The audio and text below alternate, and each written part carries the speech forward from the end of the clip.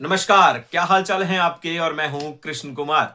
क्या राजेंद्र राणा इस समय उस दुर्ग में निशान लगाने की कोशिश कर रहे हैं जिसे समीरपुर कहते हैं। हिमाचल की राजनीति में 2017 से पूर्व दो महत्वपूर्ण स्थान माने जाते थे, एक हॉली लॉज और दूसरा समीरपुर।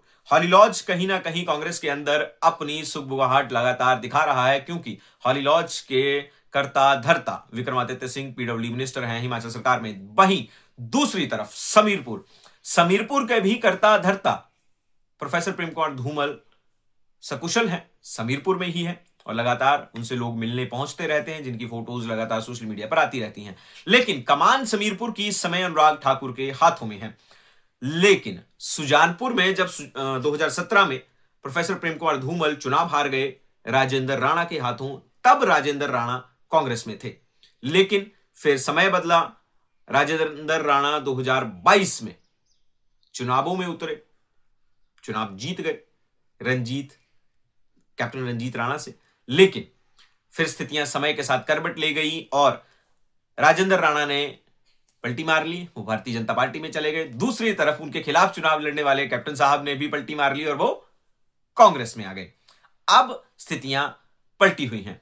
सुजानपुर में लगातार मेला जुट रहा है, कोई ना कोई कार्यक्रम हो रहा है। सुजानपुर में लगातार पहुंच रहे हैं पूर्व मुख्यमंत्री जयराम ठाकुर, नेता प्रतिपक्ष हिमाचल प्रदेश और भाजपा के बड़े नेता। लेकिन उन कार्यक्रमों से दूरियां हो रही हैं। समीरपुर जो हब है, एक तरह से भाजपा का कहा जाता था, आज भी लोग कहते हैं कि समीरपुर ना चाहे तो भाजपा सत्ता में नहीं आ सकती है। ये आम बोलचाल में ये शब्द इस्तेमाल करते हैं राजनीतिक पंडित या राजनीतिक कार्यकर्ता। लेकिन अब कार्यक्रम हो रहे हैं, आपने देखा होगा सुजानपुर में राजेंद्र राणा जी ने अपने ट्रस्ट के माध्यम से एक कार्यक्रम किया, लेकिन उस कार्यक्रम में नहीं पहुंचे अनुराग सिंह ठाकुर, ना ही प्रोफेसर प्रेम कुमार धूमल, ना ही उनके कोई करीबी। अब हो क्या रहा है, ये हमारी समझ से भी परे है कि सुजानपुर में कोई कार्यक्रम हो, भाजपा के सबसे बड़े कद्दावर नेता उसी कंस्टिट्यूएंसी से हों और वो घर पर ही हों, फिर भी वो उस कार्यक्रम में ना पहुंचे। या फिर हमीरपुर के लाल, हमीरपुर के सांसद और देश के बड़े नेता अनुराग सिंह ठाकुर के गृह क्षेत्र में कोई कार्यक्रम हो रहा हो, उनका भाजपा का नेता कार्यक्रम करवा रहा हो और अनुराग ठाकुर उस कार्यक्रम में ना पहुंचे, ये भी कई सवाल पैदा करता है। वहीं आशीष शर्मा सदर से हैं, हमीरपुर सदर से चुनाव लड़ते हैं, जीते हैं एक बार आजाद, एक बार भाजपा के टिकट पर। लेकिन अब वो कहां हैं? क्या वो समीरपुर के करीबी हैं या फिर वो भी सिराज से ही ऑपरेट हो रहे हैं? ये समय के गर्भ में है सवाल, लेकिन सवाल तो आम बोलचाल में राजनीतिक कार्यकर्ता पूछ रहे हैं। और यह सवाल जायज भी है कि क्या भाजपा के अंदर कलह मची हुई है? क्या भाजपा 2027 में सत्ता तक पहुंचते पहुंचते आपसी कलह के कारण तो नहीं रह जाएगी? सवाल बड़ा है, सवाल गंभीर है भाजपा के अंदर, क्योंकि इस समय जिस तरह की उठापटक मची हुई है, उस उठापटक से यह तो लग रहा है कि सब कुछ ठीक नहीं है।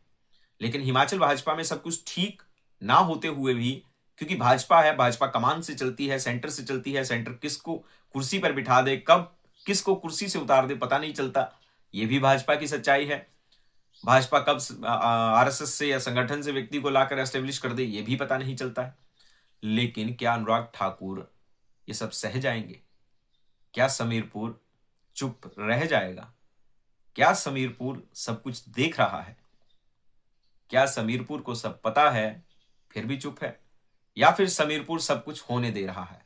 यह समय के गर्भ में है, लेकिन कुछ ना कुछ घटित जरूर हो रहा है। और क्या घटित हो रहा है आप लोगों को पता है शायद, लेकिन आप कमेंट के माध्यम से बताएंगे नहीं। यदि बताना चाहें तो कमेंट कर सकते हैं, हमें सब्सक्राइब कर सकते हैं।